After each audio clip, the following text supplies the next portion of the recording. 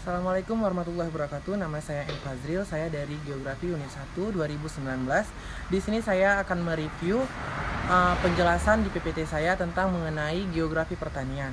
Berikut penjelasannya. Terima kasih. Teori penggunaan lahan ataupun von Thunen. Johann Heinrich von Thunen pada tahun 1783 sampai 1850 adalah ahli ekonomi pertanian asal Jerman yang membuat teori tentang lokasi pertanian pada awal abad ke-19. Von Thunen mengembangkan teori ini berdasarkan pengamatan di daerah tempat tinggalnya. Inti dari teori von Thunen adalah ia menitik beratkan pada dua hal utama tentang pola keruangan pertanian, yaitu yang pertama, jarak lokasi pertanian ke pasar, dua, sifat produk pertanian, keawetan, harga, beban angkut. Pada zaman itu banyak wilayah pertanian terletak di wilayah yang tidak strategis. Petani yang berada di lokasi jauh dari pusat pasar ataupun kota harus menempuh jarak yang cukup jauh untuk menjual hasil panennya. Padahal di zaman tersebut alat transportasi yang digunakan untuk mengangkut hasil pertanian mereka masih berupa gerobak yang ditarik oleh sapi, kuda, ataupun keledai. Biaya transportasi yang dikerahkan tidak sebanding dengan upah yang didapat. Hal ini menunjukkan betapa mahalnya kota sebagai pusat pasar. Dari hasil studi inilah von Thunen mengeluarkan teori lokasi pertanian. Inti dari teori von Thunen adalah bahwa harga sewa lahan pertanian akan berbeda-beda nilainya tergantung tata guna lahannya. Model teori lokasi pertanian, von Thunen membandingkan hubungan antara biaya produksi, harga pasar, dan biaya transportasi. Kewajiban petani adalah memaksimalkan keuntungan yang didapat dari harga pasar, dikurang biaya transportasi dan juga biaya produksi. Nah, setelah kita mengetahui tentang teori penggunaan lahan von Thunen, yang pertama adalah asumsi von Thunen. Asumsi pertama, kota pasaran harus berlokasi terpencil di pusat suatu wilayah yang homogen secara geografis. Wilayah pertanian sebagai hinterland. Yang dikatakan sebagai hinterland adalah suatu daerah yang berfungsi sebagai pemasok dan pemenuhan kebutuhan bahan makanan pokok serta tempat produksi komoditi ekspor. Yang kedua, asumsi kedua, kota pasaran sebagai satu-satunya tempat pemasaran surplus hasil pertanian dengan tidak menerima surplus dari wilayah pertanian lain. Yang dikatakan surplus adalah istilah yang digunakan apabila jumlah pemasukan lebih besar ketimbang pengeluaran.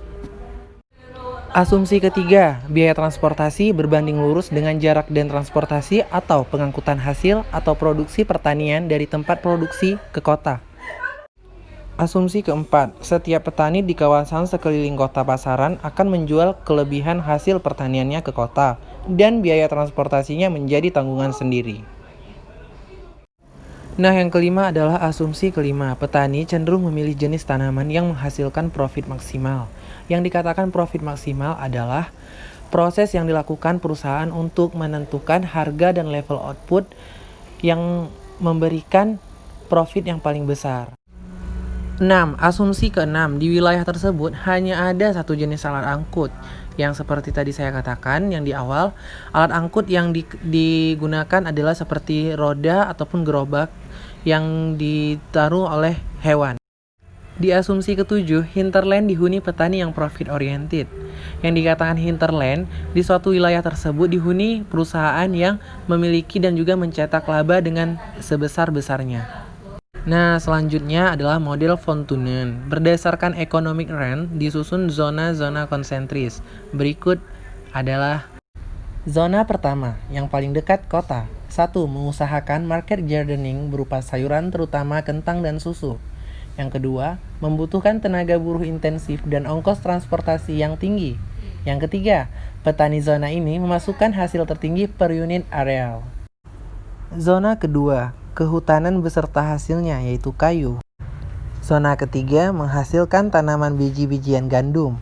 Hasil ini dapat tahan lama sedang ongkos angkutnya relatif lebih murah. Sangat disayangkan bukan? Pada zona keempat diusahakan sebagai lahan garapan dan rerumputan dengan tekanan pada hasil susu, mentega, dan keju. Di zona keempat ini lebih mementingkan dan juga lebih untuk dihasilkan ke dalam bahan pangan. Di zona kelima ini untuk pertanian yang hasilnya dapat berubah-ubah dengan beberapa jenis tanaman.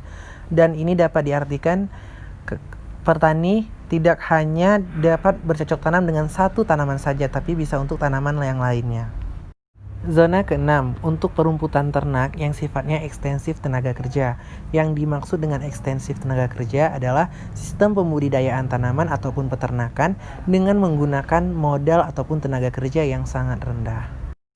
Nah, rumus inilah yang digunakan untuk menelaah lokasi pertanian. Kritik teori von Thunen. Yang pertama, adakah muka bumi ini yang homogen? Yang kedua, tanpa memperhatikan faktor pendukung pertanian. Yang ketiga, mengabaikan fisik dan non-fisik. Yang keempat, mengabaikan waktu. Dan yang kelima, mengabaikan perkembangan teknologi dan dinamika keterjangkauan. Yang terakhir, mengabaikan dinamika peradaban manusia seperti produsen, konsumen, dan pasar. Dan dipertanyakan mengapa teori von Thunen masih relevan. Karena di dalam von Thunen ini, dalam pengenaliannya, terdapat kaitan antara perkembangan spasial dengan ekonomi dan juga penggunaan lahan sangat keterkaitan. Nah, setelah selesai saya jelaskan dari awal hingga akhir, kali ini sudah selesai penjelasan dari saya. Saya mohon kepada ibu dosen dan juga teman-teman, jika masih ada banyak kekurangan yang dapat dalam penjelasan metode saya sendiri, saya mohon maaf sekali lagi. Saya akhiri, wabillahi taufiq wal hidayah. Assalamualaikum warahmatullahi wabarakatuh. Terima kasih.